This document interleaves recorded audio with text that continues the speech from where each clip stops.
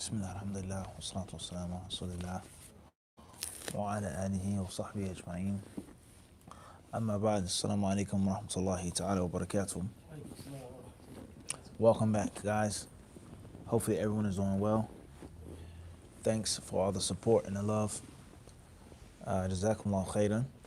Hopefully everyone was doing all right in our absence. We give you the glad tidings and brag and boast about the blessing of Allah upon us. Bragging and boasting and taking pride in Allah's ni'mah on us all. The trip to Malaysia, alhamdulillah, was immensely successful. It was a beneficial trip. It was a fruitful trip from so many different aspects. And we ask Allah subhanahu wa ta'ala to provide us with sincerity all of the time, in the beginning and in the end. And we also ask Allah Azza wa Jal for acceptance. Alhamdulillah, we fulfilled our destiny. We carried out our mission. We handled our amana of going there, doing the classes, delivering the lectures and the speeches, the khutbah, alhamdulillah. Hopefully the people benefited and learned. The feedback was great. The hospitality was great. My brother Khidr and brother Ashiq, they took very good care of us all, along with my entourage, alhamdulillah. Abu Saeed, Abdul Qawi, Nafis. Everything went well, alhamdulillah, everything was good. Of course, life on this dunya, and this worldly life, is imperfect in itself. The nature of the life in the hayat dunya is imperfect. It's nature. Not the fact that there are imperfections, but life itself is imperfect. So there's never going to be absolute perfection. Everything is not always going to be perfect and easy and sweet.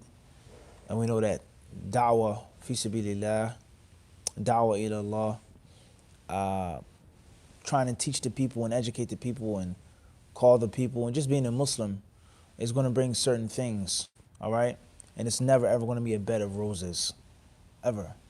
And if you think that it's a bed of roses, and as the Arabs say, taqbil al-ru'us wal-aidi, kissing of the foreheads and hands, then obviously you're in the wrong profession. To think that da'wah is going to be just, someone's going to kiss your hand and your head every single time. There are going to be difficulties, there are going to be hardships, there are going to be trials and tribulations, there are going to be arguments and disagreements, there's going to be harassment and things like this from the non-Muslims. There's going to be prejudice and discrimination from the Muslims. Okay, there are going to be challenges and trials from the Muslims, no doubt about that. But alhamdulillah, we know that two types of ease will never be overcome by one type of difficulty. Inna ma'al usri yusran, inna ma'al usri yusra. Allah Azza wa Jal, He mentions that the word فَإِنَّ مَعَ الْعُسْرِ يُسْرًا, إِنَّ مَعَ الْعُسْرِ, and yusr doesn't have an alif and a lam. And when there was asked a question by a brother who doesn't speak Arabic, who doesn't read Arabic, he's not a student of Arabic, of the Quran, he says, I've read this narration that double ease will never be overtaken by singular hardship. What does that mean? There's no two ease mentioned in the verse, in the surah. What does that mean? Allah mentions the word usr how many times? Twice. And He mentions the word yusr how many times? Twice. So how does that make sense? How is it two types of ease or two levels of ease or a double amount of ease and a single amount of hardship? How does that make any sense? He said to me. He says, I don't get it. What do you mean? This is a manifestation of certain things in the Quran that you can never understand in English. And there can never ever be an equivalent. It can't be done. And it's impermissible to attempt. To a person to bring a book in English and say, this is the speech of Allah, this is the word of Allah, this is the miraculous book that has been sent down to challenge the people. It can't be done. Certain things which should never ever be translated and copied over into English. So in Arabic language, the word usr is mentioned twice, but it has an alif and a lam. And the word yusra, is mentioned twice, and it doesn't have an alif and lam, it has a tanween, a fatha tanween. So the ulama of Islam, they say that the Arabs say, whenever a word is repeated twice with alif and lam, then it's only one word, but the thing is repeated.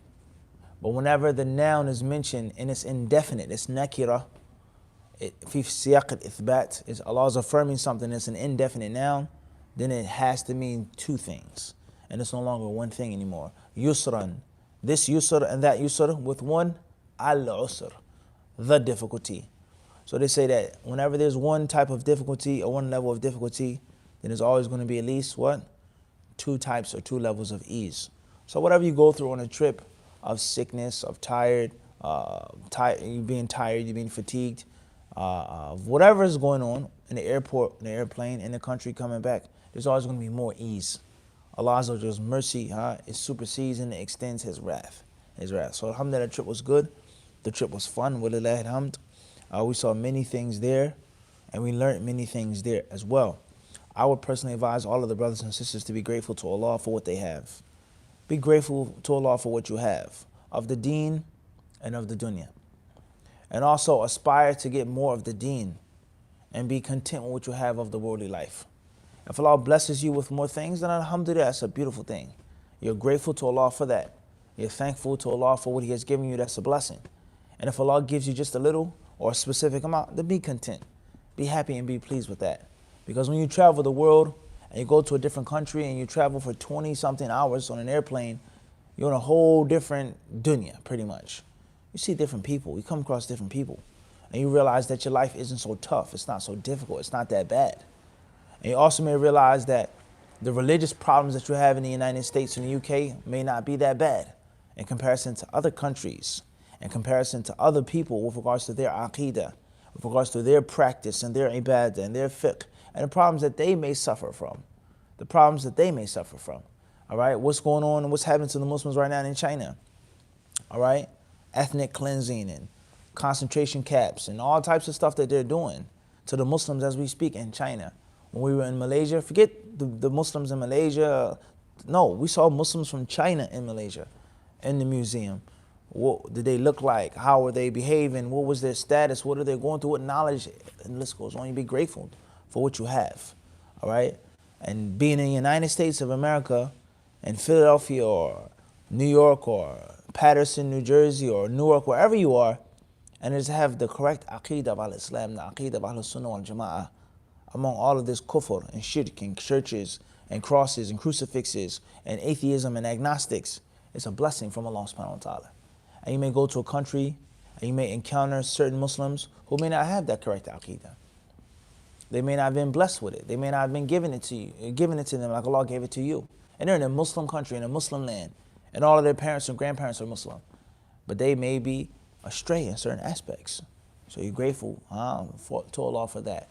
Alhamdulillah, visiting the IIUM, Islamic University of, or the International Islamic University of Malaysia was an amazing experience. Well, alhamdulillah. It's a huge campus with tons of students. No doubt you could feel the hunger and the thirst from the brothers there, from the sisters as well. Okay, the students of knowledge, walillahi alhamd. The lecture that we did, that main lecture, and then the lecture on Saturday as well, was a very great experience. And I'm grateful to Allah, and I was honored to be their guest and to be their speaker in that huge crowd with all of those people that are traveling from different countries, different cities, different towns to seek knowledge, learning in Arabic and learning in English. Walking up to brothers, people shaking your hands, them introducing themselves to you. You tell them who you are, your name says, yes, I know. I watch your videos online. I'm from such and such a country. I'm from this state. I'm from Alabama. We had a brother from Alabama, an old sheikh named Hussein. All right, black American brother. He said, Assalamu alaikum. He said, Hussein, Alabama. That was his introduction. He was an old head. Over there, what? Seeking knowledge, studying. Gray beard, hinna fading away. And he was what? He was learning. And you have brothers in the United States that are young, fresh and strong, making excuses. I didn't get accepted to Medina. Or I ran out of money in Egypt. Or Yemen is cut off, so I can't seek no knowledge, I can't study. I'm waiting on my papers to come. I'm waiting. And Allah knows best how old this brother was, and he was overseas learning and studying in Malaysia. How far was Alabama and Malaysia? He was learning, seeking ilm, all right? We met brothers from Morocco, all right, who were Hadith disciples, speaking in all Arabic. Brother, he said, let me take your picture before the rest of the crowd comes. I said, my name is Muhammad. He says, I know who you are. He says, I watch your videos on overseas in Malaysia and there. I study, I benefit from you online. All right, so it was a very humbling experience. Wallahi alhamd. One night we went to a restaurant, right? And it was a Middle Eastern restaurant. So as we were sitting down to order our food, a brother, he walked up to me. And this is the last time I mentioned about the trip. And he wasn't a brother that you would think or expect to be a Hadith disciple, right? He didn't have a big beard. He didn't have a sajda mark, all right? He didn't have on a thobe that was above his ankles. He didn't look like no studious sunnah type of guy. So he walked up to us. I was sitting on the edge of the table. Across from me was Sheikh Hussein Yi. Allah bless him. I'm sure you've seen him online before. He was our host that night at the dinner table. So he says, "Can I get your picture?" I said, for what? Faddal, we're all Muslims, bismillah. And he had on his phone, before he took the selfie of us both, he was watching a live stream. He said, "SubhanAllah, before you came to the restaurant," he said, "I was watching your lecture that you just did at the masjid, at the Khadim Center." He says, "I was benefiting from the live stream." He's saying this in Arabic now. So this guy has a pretty much almost shaven face and pants in a restaurant. I didn't know him from a can of paint. And he says, "I saw you on a thing and then I recognized you and I said, I want to take a picture with you." So the point is, you never know where Allah Azza wa Jalla will allow people to learn from you and benefit from you. From all different walks of life. People that you don't expect to be listening and learning and watching. So that's a big lesson for all students of knowledge and for all da'is, scholars, imams, whoever's listening, is never scorn your actions. You don't know where Allah will put barakah. You don't know what Allah will allow to be opened up for you. You don't know. Just do it. All right? If you have the ability to teach something and spread something, that's what you should do. You shouldn't hesitate. Who am I? Or there's someone better than me, or someone older than me, and all the different excuses that the shaitan, he comes, right? And he makes, and he allows people to fall back from doing what Allah has allowed them to do. You don't know whose life you're changing. You don't know who's benefiting from you. You don't know who's learning from you. What's important is be sincere, know what you're talking about, and bismillah. There's always going to be someone better than you. There's always someone older than you. There's always someone faster than you. That doesn't stop, all right? So you just worry about yourself, bi'idhnillahi ta'ala, and perhaps Allah will raise you. And perhaps Allah subhanahu wa ta'ala will allow the sunnah and its banner to be raised through your efforts. Wallahu alam, jazakumullahu khairan. All of the brothers and sisters in Malaysia who supported us, who showed us love, may Allah accept it from you all. Wallahu alam. Further. SM Miami, Florida. Assalamu alaikum, Mufti. There is someone that I want to marry very badly. My mom told me that if I marry someone non-Arab, she will curse me until the day of judgment. What should I do? I'm getting sad because I can't marry them. Tight. Questions from Miami, Florida. There's a sister who wants to marry someone, but her mother says that she can't marry someone who isn't an Arab. And if she does so, that she will curse her until the day of judgment. I'm very sad that I can't marry him. What should I do? At the end of the day, this is a very big topic, a very widespread problem, an epidemic, I would say, in the United States.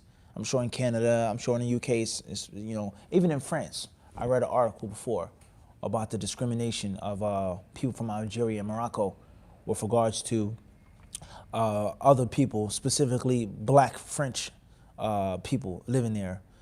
It's a widespread problem, all right? Whether it's black, white, black, yellow, whatever the color. It's a widespread problem. The concept of race and ethnicity and who you're descendant of. You can't marry this race. It can only be of this one. It's a big problem, all right? And due to the fact that it's a big problem, it is upon the people of knowledge to address the situation. It's upon the people of knowledge in these countries to address the situation and tackle the situation and discuss it, all right? So there should be conferences and there should be meetings. There should be interviews, podcasts, or whatever they call those different things that they have online, in which they should take learned people, knowledgeable people, and discuss these issues. Is it permissible for a woman from Pakistan to marry a man from Bangladesh? Is it permissible for a brother from Dominican Republic to marry a sister from Egypt? Is it permissible for a brother who's a black American to marry a sister from Palestine? Is it permissible, or she can only marry a Palestinian man, or he can only marry an African woman, or this person has to marry someone from this side of the border? All right, if you're from India, it's okay. If you're from Nepal, no. Is that correct? And if it is, what's the dalil from Quran and Sunnah stating that there cannot be an interracial marriage? And if it is incorrect, then what is our position regarding this act? Are we going to abolish this practice? Are we going to sweep it under the rug? Are we going to act like it doesn't exist? There's no such thing as racism. There's no such thing as colorism. No, it's best to marry someone from your own kind first, and you'll be more compatible, and you don't have to worry about spicy foods and things like this. People say, is that right from the text of the Quran and the Sunnah? And what does that produce? What type of Islamic practice is that? All right. Did the Prophet ﷺ uphold these values, these racial barriers? Did he or did he not? Maybe he did, maybe he didn't. It has to be discussed with ilm, with knowledge. And us living in the United States or in Canada or the UK, and us benefiting from the modern world. And the other countries are a bit different, all right? But the United States, our country, we know the plight of our country and the history of our country and the people who fought and sacrificed their lives for civil rights and for equality in these basic rights. So is it okay for a Muslim to live in the United States and to own property and to go to school and to complain when he's harassed by the police and go to court to want and expect and demand all of his civil rights, but not deal with other people like that? Is that Islamic? We're living in an integrated society. College, work, everything is integrated. Sports is integrated, all right? But your daughter, she can't marry someone outside of her race. Is that Islamic?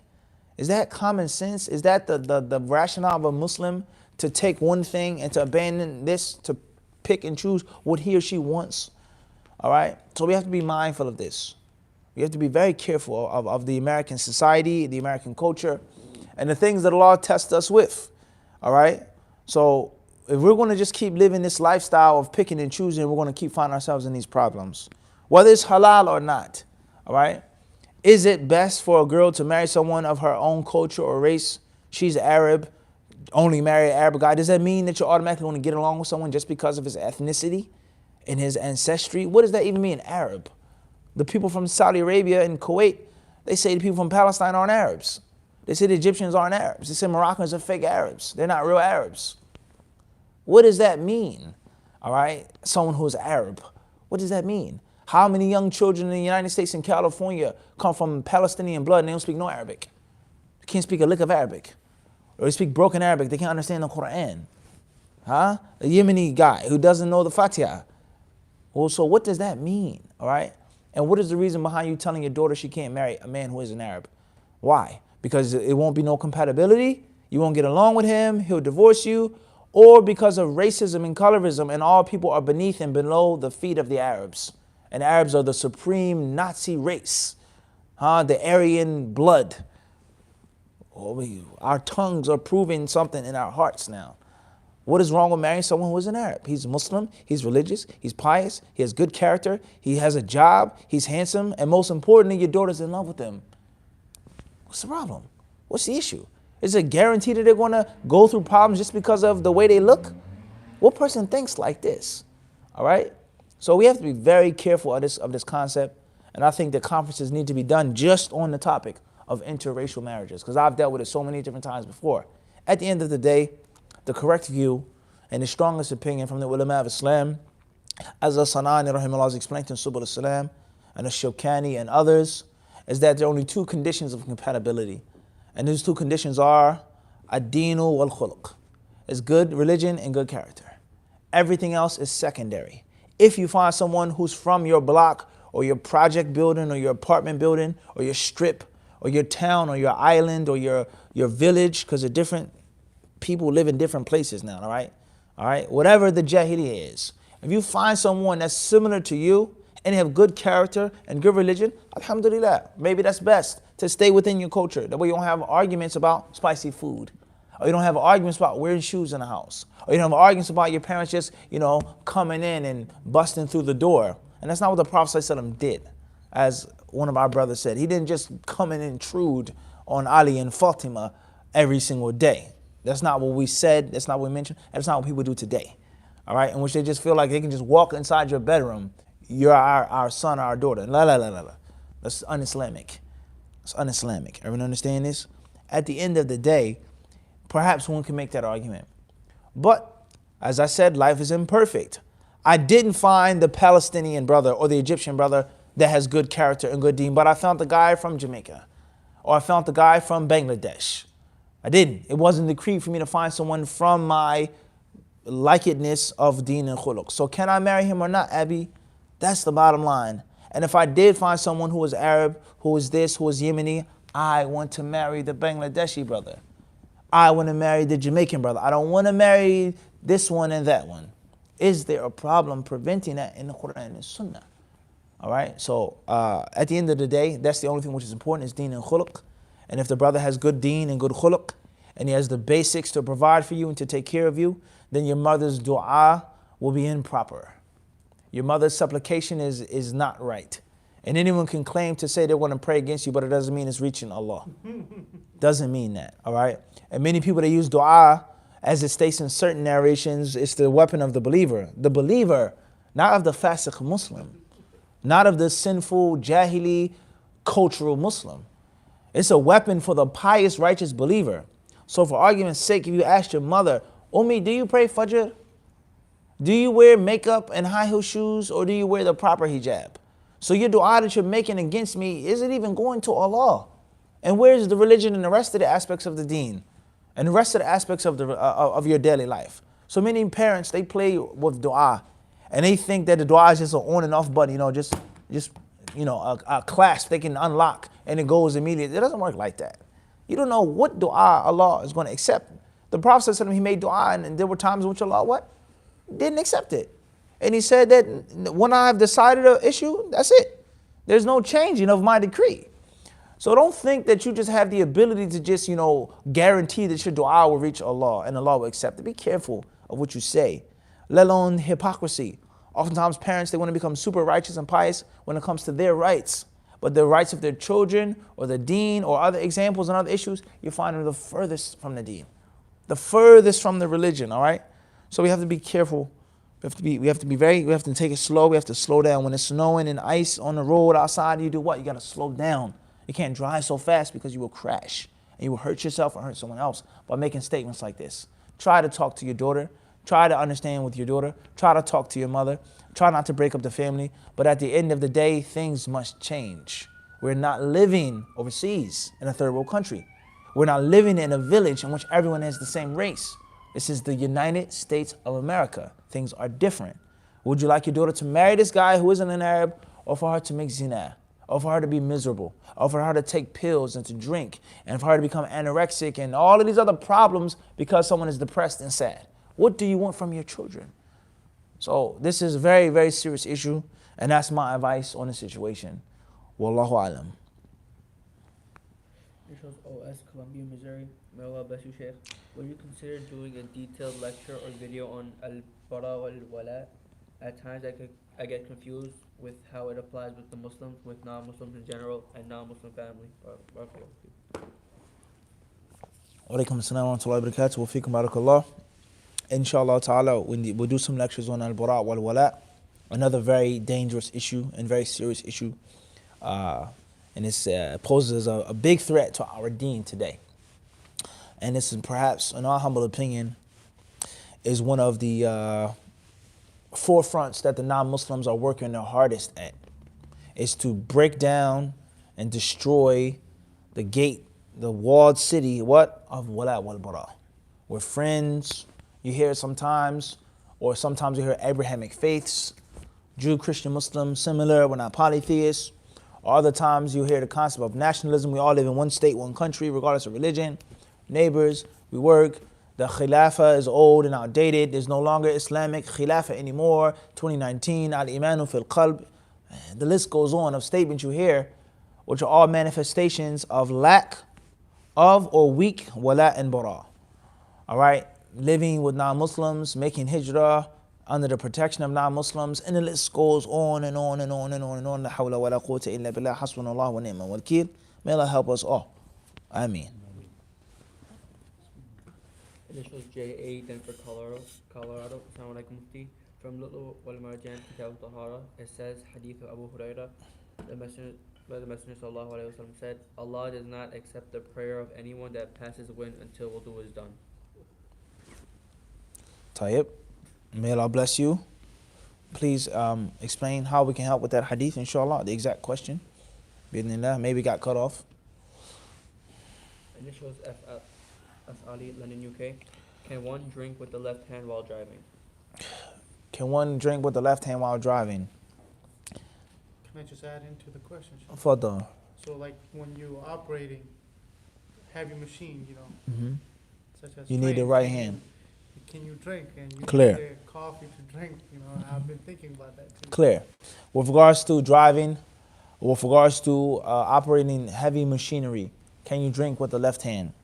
It's very simple and very easy answer, inshallah. If you consider drinking with the left hand to be haram, then you can't do it unless it is an absolute necessity. If you consider drinking with the left hand to be haram, then it can't be done unless it's a necessity, life or death, like any other haram act. As far as if you take the view of most of the ulama of Islam, Jumhur al-Fuqaha or Shurrah, they hold the view that drinking with the left hand, eating with the left hand is only makruh, is disliked. And they say it's not from the best adab to do. All right? That's the view of most of the ulama with regards to that issue.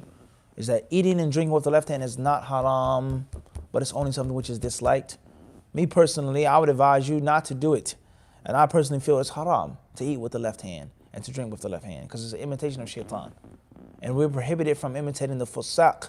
Then how about the shaitan? As Hafidh ibn Hajar rahimahullah explains in Fathul Bari and others as well. All right? So if you go with that view that it's haram, don't do it. All right? Unless it's a necessity. You're about to fall asleep at work, your machinery, you got to stay awake, you got to stay hydrated, it's dust, Wallahu alam. But if it's just makruh, then it's only makruh. Wallahu alam. And makruh is halal. Wallahu alam. Initials HS, Montreal, Canada. Assalamu alaikum, Sheikh. May Allah bless you. What's the ruling on clapping? Wa alaikum assalam wa rahmatullahi wa barakatuh. Question from Montreal. What's the rule on clapping? Many of the ulama say clapping shouldn't be done. It should not be done except for in the salah. إنما التصفيق للنساء. And we explained this in Lulu Marajan in detail. What someone could possibly say that what's meant by clapping in the salah is not clapping, but actually clapping like this. All right? That's the discussion. Al-Muhim, in Surah Al-Anfal, Allah Azza wa Jal, He mentions about the mushrikun in their mockery of the religion and how they did things and at the Masjid al-Haram, إِلَّا مُكَاءً وَتَصْدِيَةً. Allah says in their prayer, وَمَا كَانَ صَلَاتُهُمْ عِنْدَ الْبَيْتِ. Their prayer at the sacred mosque, at the Kaaba, was nothing more than clapping and singing and different things like this. So some of the ulama, they say that clapping shouldn't be done. They say it should not be done. All right? As far as a solid, concrete proof that clapping is impermissible, something I haven't come across in the speech of the ulama of Islam. A concrete dalil stating that you can't do it. All right? Al-Muhim, it's best to avoid. Wallahu alam. The second part of the question. J. Denver, Colorado. Assalamu alaikum, Mufti. From the Ulama Jan Kitab al-Tahara. It says, Hadith of Abu Hurairah. The Messenger of Allah sallallahu alaihi wasallam said, Allah does not accept the prayer of anyone that passes wind until wudu is done. Is there an exception for people with digestive disorders that causes excess gas or continuous vaginal discharge? May Allah bless you. With regards to the prayer of one who passes wind, it is not accepted until he makes wudu. Is there an exception to someone who has some type of illness or some type of dysfunction with regards to their bladder or with regards to vaginal discharge, so on and so forth? The ulama of Islam have explained this, that if someone has abnormal flatulence or abnormal bleeding or abnormal uncontrollable urination and things like this, then it's permissible for them to make the wudu as soon as the time comes in, to clean themselves, make wudu, and pray. In the middle of the prayer, they pass wind, they urinate, things like this come out, they say the prayer is valid out of necessity. So there's nothing wrong with that, bid'nai ta'ala. As far as the issue of vaginal discharge, then that's a longer discussion. That's a deeper discussion. Wallahu a'lam. Assalamu alaikum, Sheikh. If I'm not fully employed, should I still look for marriage? I'm 29 and hoping it will strengthen my seeking knowledge. I've been struggling doing it single. Tayyib. Where's the question from? Oh, sorry. No city. It's tight. We got to move on to the next question. Inshallah, please post your city and town. Bidnillah, jazakallahu khairan. Initials MR, Wiltshire, UK. Is it true that when Allah said He blew the spirit into Adam, it was actually an angel that blew it into him, but Allah attributes the blowing to Himself to show us how He is supreme? Say the question one more time, please.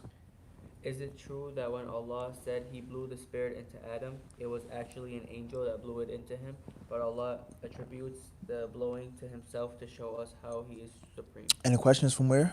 Wiltshire, UK. From Wiltshire, UK. Is it true that when Allah Azza wa Jal mentions that He blew the soul or the spirit into Adam, it was actually the angel, but it was attributed to Allah to show power, strength, so on and so forth? It matters not in this issue.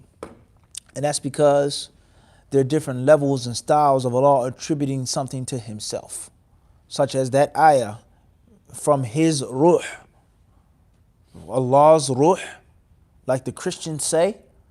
No, it's a ruh, in which Allah has created, as the Hadith states that Isa alayhi salatu wasalam wa ruhun minhu. He's a ruh, a soul from Allah, meaning from the souls that Allah has created. So Allah attributes different things to Himself. Sometimes that thing that Allah attributes to Himself is one of His attributes. And sometimes it is a created being of Allah that He attributes to Himself. All right? Naqatullahi, the she-camel of Allah. All right? Shaykh Islam Taymiyyah has discussed that. Al-a'yan al-mudafa ila Allah, the things which are attributed to Allah and the different types of them. Also the actions, things that Allah subhanahu wa ta'ala does. We did this, we saved this one, we destroyed these people. Allah does it, He decrees it, He wills it. And there are times, as we know, in which Allah sends an angel to do it. An angel to destroy this town. An angel to save this person. And Allah says, when we wish to destroy, أَن نُهْلِكَ قَرْيَةً أَمَرْنَا مُتْرَ فِيهَا فَفَسَقُوا فِيهَا. Allah says, when we wish to destroy a village or a town, we give them a command. The luxurious worldly people, we give them an order and they disobey. And we know that Allah, He sends prophets and messengers to these towns. And He says, Amarna, we have what? Commanded them. But the messenger commanded them, the prophet commanded them, the nadhir commanded them. And other times Allah, He attributes an action to Himself and something to Himself, and it is Allah Azza wa Jal Himself directly. The hadith says, Allah says. It is called out. We called out to Adam. So it depends. It depends. It depends on the verse. It depends on the hadith. It depends on how it's being used and what the ulama agree upon and what they differ with regards to these different verses. At the end of the day, there lies no doubt Allah has names, He has attributes, subhanahu wa ta'ala, and He has actions. Some actions that Allah does Himself directly, and there are other actions which Allah calls His angels and messengers to do, or His prophets to do, or He causes a sinful person to do it, and He wills something via the hands of one of His servants. Okay? Adam alayhi salatu wasalam was created. Allah created him, He fashioned him, He made him in a perfect manner, and He created Adam alayhi salatu wasalam with His hand, the mighty and the most high. And Adam sallallahu alayhi wasallam has a special status. Whether he's a prophet or not, he has a high status. That's the bottom, or the top what? And the bottom line. Wallahu alam. Initials JN, Fort Wayne, Indiana. Advice to someone who keeps falling off but wants to memorize the Quran, seek knowledge, etc. From Indiana, advice to someone who keeps falling off? It's very simple advice. If you fall down 7 times, it's that simple. You can't give up. Keep trying, inshallah ta'ala. If you lose hope, then that's a different story. But if you have hope, keep trying. But you must pay attention and you must be mindful of what is making you fall off, what is causing you to be inconsistent. You have to root out the cause of the problem and then seek Allah's help. Wallahu a'lam. Initials AS, from Minnesota. I am breastfeeding and I have fasting to pay back, and Ramadan is almost closed. Minnesota, a person is breastfeeding and they have Ramadans to make up, is fast approaching, and so on and so forth. Pay the fidya, inshallah ta'ala. I would advise you to take some money for the days that you've missed or the years that you've missed and send the money overseas. And make sure to contact someone who's trustworthy, who's reliable, and you tell them that I need to feed 50 Muslims. Feed 50 Muslims for me at an orphanage or some place in which they're poor Muslims, and feed them all at once. Knock it out. And it won't cost you a lot of money, especially with regards to the conversion rate overseas, whether it's Somalia or Medina or India or Timbuktu, wherever you are, in which the dollar is more. You maybe spend $100, you maybe just feed 60 people. Allahu Alam. A poor village. You may give them a feast. You spend $300, you may buy a whole entire cow. And you feed an entire village of poor Muslims and you give them a meal, a banquet. And you've covered your fidyah for those Ramadans. That's what I would advise you to do. Inshallah ta'ala. Wallahu alam. Initials AD, Minneapolis, Minnesota. Assalamu alaikum, Sheikh. We benefited tremendously from the Malaysia trip. May Allah reward you and your team. Would you make a reflection video on it like the UK trip? And when is your next seminar conference in New York City? Wa alaikum assalam wa rahmatullahi wa barakatuh. May Allah reward you and bless you for your kind words.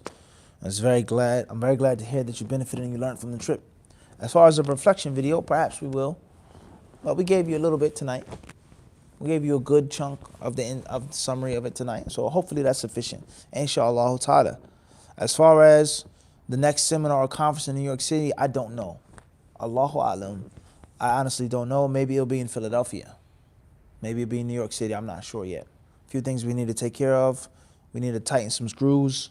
Inshallah ta'ala. Get some things in order. And we'll make sure, bi'idhnillah, that we publicize it and advertise it properly. Inshallah ta'ala. We're working on fixing some marketing schemes, some advertisements, some things like this, inshallah, as we speak. Bi'idhnillah. Initials HK, UK, Manchester. Assalamu alaikum, Sheikh. If I'm not fully employed, should I still look for marriage? From Manchester, yes, you should. Continue to look for marriage.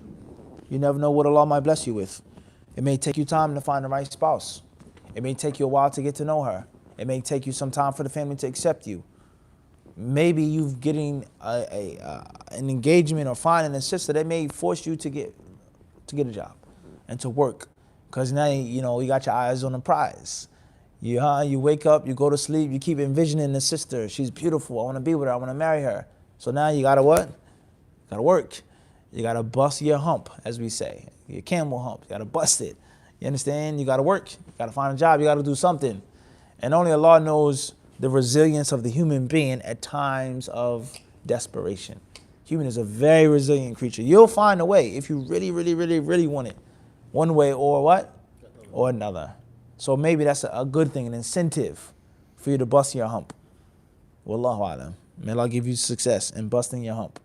Ameen. This was H.A. Arlington, Virginia. Assalamu alaikum, ya Sheikh. Welcome back. Alhamdulillah, we are expecting a child. I have a weird feeling, almost as if I want the baby to be a boy and not a girl. How can I fight this? And if it happens to be a baby girl, how should I show appreciation to Allah? Tight. Questions from Arlington, Virginia. They're expecting a baby and they have a weird feeling, or they want to, have a boy and not a girl. What if it's a girl? How do we show appreciation to Allah? It's nothing wrong with wanting a boy. There's nothing wrong with that. That's not haram. That's not shirk. That's not bid'ah. That's not makruh. I want a boy. There's nothing wrong with that. The problem between the teachings of the Quran and Kareem and Quraysh was them hating girls and them saying that Allah has daughters, the angels, and we only have boys, and then burying them alive and killing them and being shamed and afraid. That was the problem. And then picking and choosing who Allah gives and what Allah gives to who. That was the problem. But there's nothing wrong with having a natural inclination. I want a boy. I want a baby girl. There's nothing wrong with that. What's important is that whatever Allah gives you, be pleased with. Ask Allah to give you that which is best for you. Make dua for Allah to protect the child. All children don't live. We just gave the khutbah about miscarriages. Many people have miscarriages. They give birth to dead babies. There's no guarantee it's going to live. Make dua that it's a successful pregnancy. Make dua that the child does not suffer any trauma in his mother's womb of fighting and cursing and beating and all of the haram things that we do. And the children listen to it in the womb. Be mindful of this. All right? There are certain experts who say, and Allah alam how true this is, when we talk about race in the United States and the problems with the different races, it's a huge problem, as we know. And it's something which is, we sweep under the rug, but it exists. So you'll find someone, and it's a point from the story I'm trying to get to, a point. You'll find someone, they'll say, oh, look at black people in America. They're always fighting. They're always living in the ghetto. They're always this. They drive these expensive cars. They have this. Look at them. They don't own nothing. They're blah, blah, blah, blah. And he go on and talk about black people. It's no excuse. No doubt you went through this, you suffered it, but it's no excuse. It's 2019. Get over it. That was in the past. Maybe that's true. It may be true. But it's easy for you to say that if you did not go through what they went through.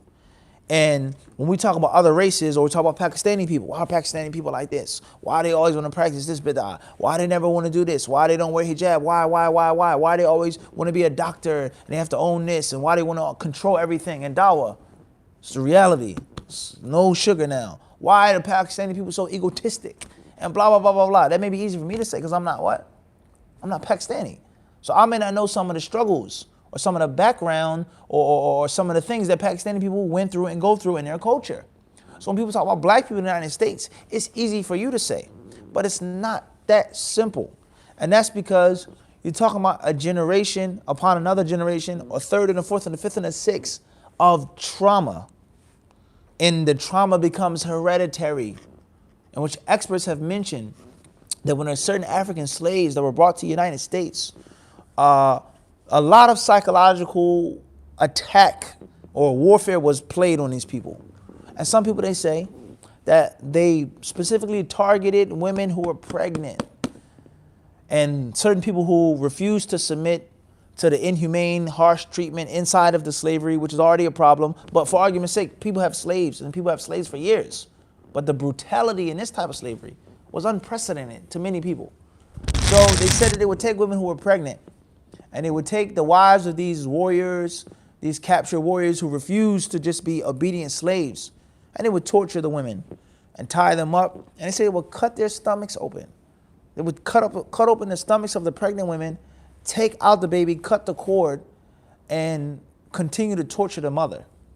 So the purpose or the point is that the trauma wasn't just upon the mother and the people who are alive, but it now became inside of the blood of the baby and the mind of the baby and the ears of the baby and the eyes of the baby. So they would continue to carry the negativity of it for generations to come. For generations to come. Through the womb. The beating, the torturing, the raping, the murdering of the women, and then it will be in the womb and it would take the baby out.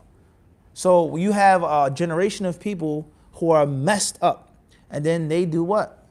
Pass it down in the third and fourth, and then some certain problems you can't get out of. Or it takes a great deal of effort to get out of them and you don't even realize it. Some experts also mention that one of the reasons why African Americans, if that's what you want to call them, black Americans is the term I like to use, all right? One of the reasons why there's such high rate of diabetes and high blood pressure and things like this, some of them say was the amount of sea water that they had taken in on the slave ships. Many of them drowned, and many of them were force-fed, force-washed, all right? And a great deal of water had entered into their body, which had a high density, a high level of what? Of sodium and of salt. And they say that it became hereditary for there to be what? High blood pressure and high sodium in their bodies. That's just deep if you think about that now. So the point I'm trying to get, what's the fact that I'm trying to get from this story, brothers and sisters, is that these problems that people have today, they just don't come overnight. And they're not by accident. So people, they talk about having children. I want a boy, I want a girl. Make dua that you have a good Islamic household. And that you're not fighting and arguing with your wife. And you're not listening to haram things and watching haram things and eating haram wealth and feeding your wife with haram wealth. Because that is going to have an effect on the baby in the what? Womb. And then it will be passed on. Certain problems, certain diseases, certain religious practices may become what? Hereditary. And then it becomes a what? Unbreakable cycle. So that's what you should focus on. Be pleased with what Allah gives you. If He gives you a boy, alhamdulillah. If He gives you a girl, then what? You say alhamdulillah. You don't know where the righteousness will be. The boy may be deformed. The boy may be mentally ill, mentally retarded. He may be a wicked person who doesn't want to be a Muslim. And you may not have the sabr to deal with it. You may not have the sabr to deal with it. So ask Allah for that which is best and be pleased with that which He gives you. If you want a baby boy, alhamdulillah. There's nothing wrong with that. It's not haram to want a boy or to want a girl. It's fine. But just make sure that you know that having a baby is a serious responsibility, especially in 2019. All right? And just my advice to you is to try to break the cycle. The mental damage that you had to go through when you were younger, make sure it doesn't happen with this baby. You were abused. You abused someone. Not this child. We can't do this no more. I'm not smoking, I'm not drinking, I'm not cursing at my wife. We're not gonna get into no fights, and she's pregnant. Because the baby, what? Listens. And feels, and it has an effect upon a child, as the experts say. So that's my advice to you, and congratulations. MashaAllah. Initials AG, Austin, Texas. What are the rules of metin criticism? Questions from Austin, Texas. What are the rules of metin criticism? Knowledge, ilm. Knowledge. You have to know what you're doing. You have to critique the metin based off of principles. And from those principles, the first of them is ilm, and not ignorance. Do not reject the hadith and say that it's false or made up just because it doesn't make sense to you, without accusing yourself of having lack of understanding. All right? So the ulama of Islam, they've mentioned, alaykum salam to Allah, criticizing the metin with the Quran, criticizing the metin with other mutun, other hadith, criticizing the metin because it's clearly historically inaccurate. It is a clear problem. The wording of the hadith, the lugha of the hadith is unbefitting of the Prophet's high style of eloquence. All right? Critiquing the metin because of a great imam of hadith saying, La asla lah. This has no asl, it's baseless. Even though the isnad is zahir al-sihha, it seems to be clearly authentic. But this imam, Abu Hatim, he says, La asla lah, laysa lahu asl. So don't rush to saying, oh, the sanaduhu sahih, sahu sheikh fulan. No. Slow down. And you'll find somehow that there's a glitch. How can the metin be bad if the isnad is good? Unless the isnad is also, because it came via isnad. All right? So there are principles of critiquing the mutun. And there are many people who are on two sides of extremism. Those who rush to criticize a metin, and those who say that there's no critiquing of a metin as long as the isnad is sahih. And then it opens up the door for the Orientalists and for the Mu'tazila. La. If it's done properly, correctly, then it's from the way of the ulama of hadith. To critique the metin and not just the isnad. And many ulama of hadith say that naqtul metin muqaddamun ala naqtul sanad. Critiquing the text takes precedence over critiquing the chain of narration. But for someone who has what? What I mentioned? Knowledge, ilm of those principles. All right? So, bi'idhnillahi ta'ala, I would advise you to go back to the books of the people of hadith. And if you want to really learn how to do this, then read Kutub al-Ilal.